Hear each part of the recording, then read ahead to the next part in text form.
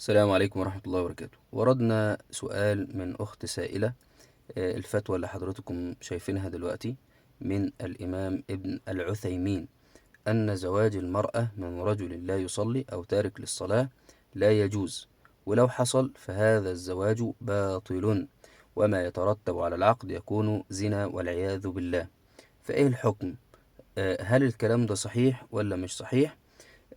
هذا يعني الأصل في المسألة دي حكم تارك الصلاة، لأن حكم تارك الصلاة هيترتب عليه هل الزواج منه يجوز أو لا يجوز.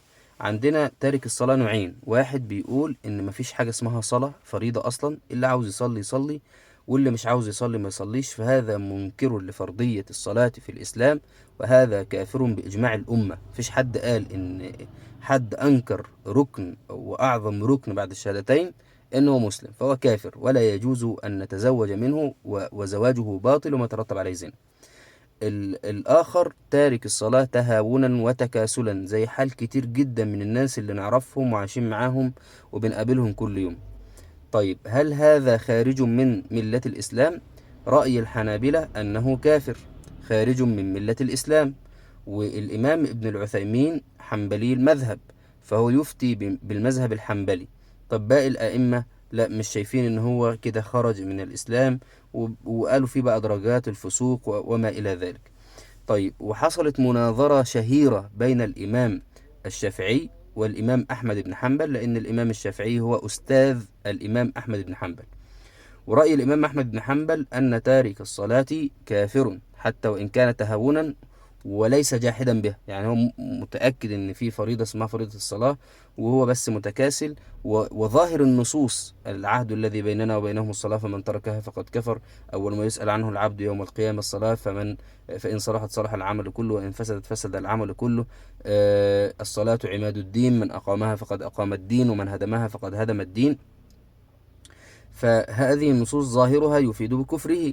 الإمام الشافعي عمل مناظرة مع الإمام أحمد بن حنبل وقال: يا أحمد، أتقول أن تارك الصلاة كافر؟ قال: نعم. قال: فبما يسلم؟ احنا عاوزين بقى نرجعه للإسلام مرة تانية. قال: أن يشهد أن لا إله إلا الله وأن محمد رسول الله. قال: يا أحمد، الرجل مقيم عليها لم يتركها. هو كده كده بيشهد. يعني لما تجيب أي واحد تارك صلاة وتقول له: يا عم أنت تارك الصلاة، أنت مؤمن بربنا؟ يقول لك: ونعم بالله. مؤمن برسول؟ يقول لك: أي نعم، صلى الله عليه وسلم. فهو لم يكفر بوجود إله. فقال: يا أحمد، الرجل مقيم عليها لم يتركها. احنا كده ما عملناش حاجة جديدة، هو كده كده يشهد أن لا إله إلا الله وأن محمد رسول الله. قال: إذن يسلم بأن يصلي. قال: يا أحمد، صلاة الكافر لا تقبل. لو أنت بتقول إن هو كافر ويروح يصلي فمش هتقبل منه صلاة. فمعنى ذلك إن حجة الإمام أحمد بن حنبل في هذه المسألة لم تكن حجة أصيلة. ورأيي يعني والرأي الراجح أنه لا يخرج من ملة الإسلام، ولكنه مرتكب لكبيرة من كبائر الذنوب. يعني الصلاة هي أساس كل حاجة، الفريضة الوحيدة التي فرضت في السماء، الصلة بين العبد وبين ربه. كثير نصوص من القرآن ومن سنة النبي صلى الله عليه وسلم ترغب في المحافظة على الصلاة وتصف فاعلها بالمؤمن. طيب، لو واحدة متقدم لها واحد ما بيصليش ما توافقش. يعني هذه مسألة، هو لم يؤدي حق الله عز وجل، فكيف يؤدي حقك عليه؟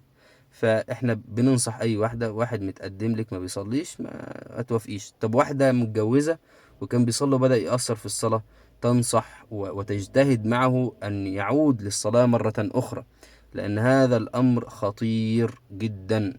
نسأل الله أن يغفر لنا ولكم وأن يعفو عنا وعنكم، اللهم أمين. السلام عليكم ورحمة الله وبركاته.